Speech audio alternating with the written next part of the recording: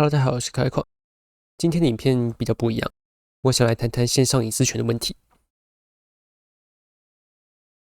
Google、Meta、微软这些大公司会无所不用其极的偷你的个资，应该已经是大家都知道了。但看起来大部分的人并没有想要尝试逃离，尤其是最近 AI 风潮大起，很多人在享受 AI 便利性的同时，把隐私给抛到脑后了。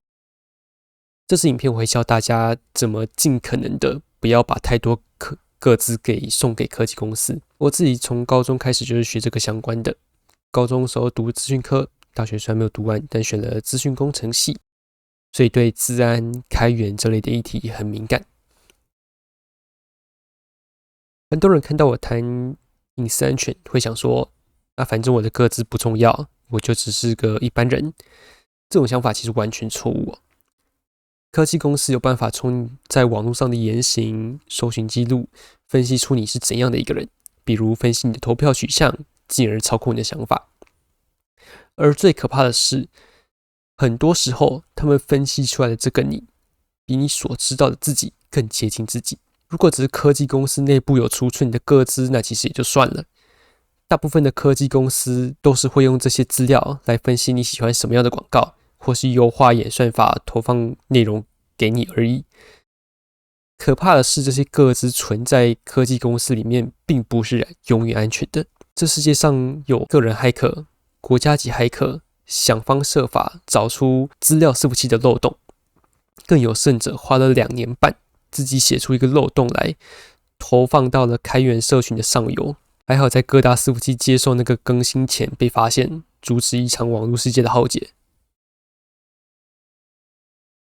这个章节我会教大家如何在不改变太多网络使用方法的情况下，尽可能保护自己的个资不要被窃取。首先是浏览器，我不理解为什么大部分人到现在还是选择 Google Chrome 作为日常的浏览器，甚至选 Edge 我都觉得情有可原。毕竟的是 Windows 自带的浏览器，如果没有做任何选择的话，就是用它。但主动选择 Chrome 那就很奇怪了。Chrome 缺少了很多现代浏览器都有的功能，它有的功能其他浏览器也都有。至少我的使用环境里面是想不到有什么 Chrome 比较好的理由。缺少的功能，比如说垂直分页跟单分页静音。Chrome 唯一接近于单分页静音的功能就只有这个，关闭这个网站的音讯。但这跟单分页静音还是差很多。网站静音是把所有相同的网站的分页全数静音，单分页静音可以选择你要静音的分页。有在看图奇直播的，应该可以很直观的感觉到差距哦。最近有很多朋友跟我说，图奇把直播静音并切窗后，直播就被暂停。我就想说，那刚好不用分页静音就好了。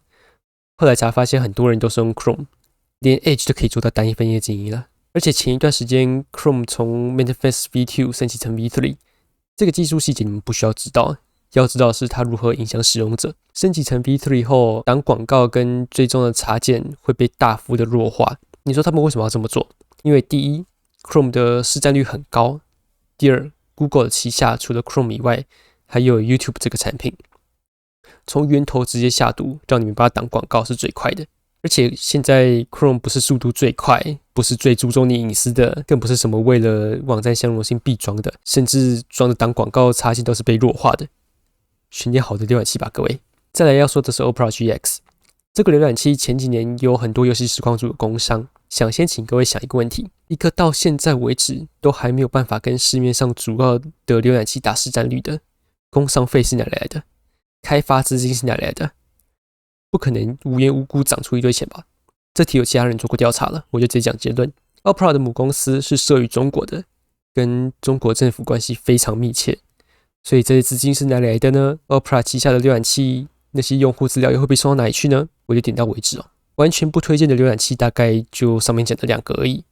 接下来就给一些我推荐大家装的浏览器。首先，第一个推荐的是 Brave， 跟 Chrome、Edge 等等市面上大部分的浏览器一样 ，Brave 是基于 Chromium 核心开发的，这就代表原本在 Chrome 上使用的那些插件都可以无痛在 Brave 上面支援。Chrome 的搜寻记录、书签、密码等等资讯也都可以直接转移到 Brave 上面，没有任何网站渲染问题。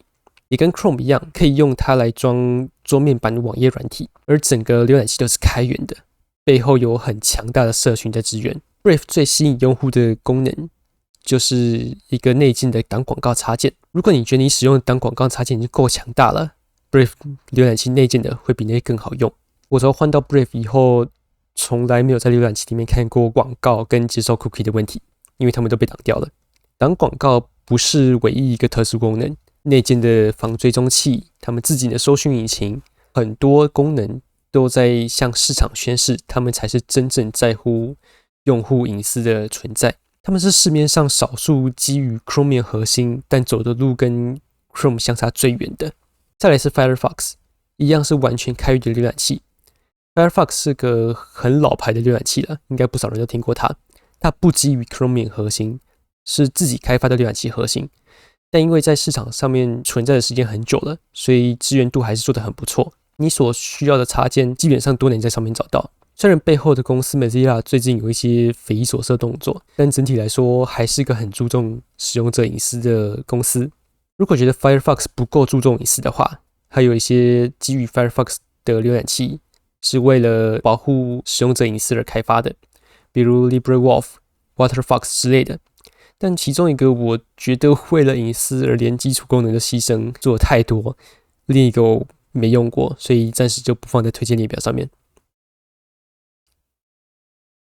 挡广告插件很多时候并不是单纯的挡掉广告，而是连带的把你的个资传到广告伺服器的路一起挡掉了。看完前面那个章节后，如果你选择的新浏览器是 Brave 的话，这张就不用看了，它内建的就够好用了，你可以直接跳到下一章。如果你选择用 Firefox 或是其他基于 Firefox 的浏览器的话， uBlock Origin 是你的好帮手。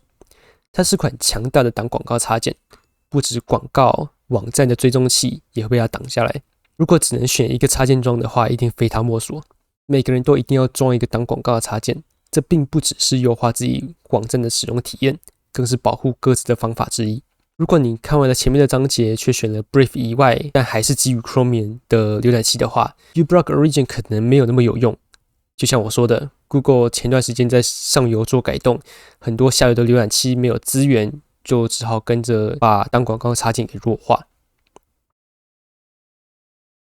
搜寻引擎也是科技公司用来追踪你的利器之一。人们习惯的搜寻引擎从雅虎变成 Google 已经10多年了吧，连搜寻这个动作都被称为 Google， 可见它强大的市占率及影响力。在 H 里面预设的Bing搜寻引擎想跟它分市占率还完全打不赢。 Google 搜寻引擎垄断式的市占率就是他们能卖广告卖得这么成功的秘诀之一。浏览器那个章节里面提过的 Brave 预设的搜寻引擎 Brave Search 就是这个章节推荐的第一个搜寻引擎，那是他们自己开发的搜寻引擎，搜寻结果并不仰赖于 Google、Bing 或是其他搜寻引擎，完全是自己养的结果，有着很多保护用户个资及隐私的功能，在市场上也是被大部分注重隐私的用户们赞赏的搜寻引擎之一。如果你用的浏览器不是 Brave 的话，可能不是那么容易切换到 Brave Search， 但几乎都支援 DuckDuckGo。DuckDuckGo 也是市场公司非常注重使用者隐私的搜寻引擎之一，几乎所有现代浏览器都有支援。搜寻结果听说有仰赖 Google 的结果，但只有少部分人这样说，至少我用了很多年都挺安心的，最近才换到 Brave Search。 在大部分的浏览器里面，进到浏览器设定，找到一个搜寻引擎的选项里，就可以更换搜寻引擎了。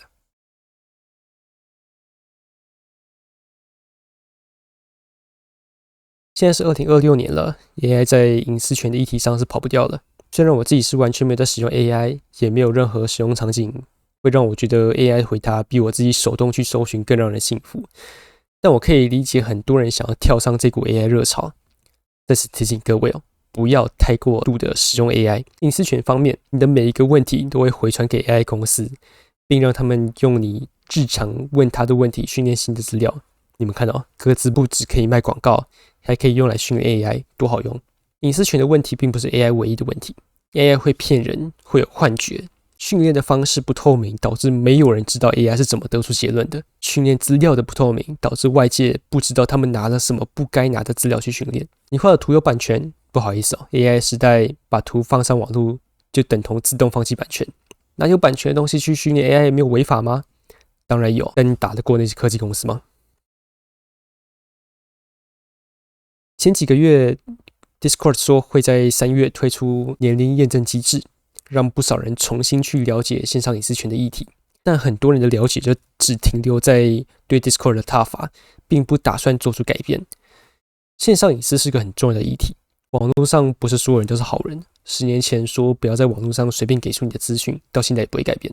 希望大家看完这部影片后愿意做出一些改变。今天的影片就先到这里结束了，感谢大家今天收看，我们就下期见了，各位，拜拜。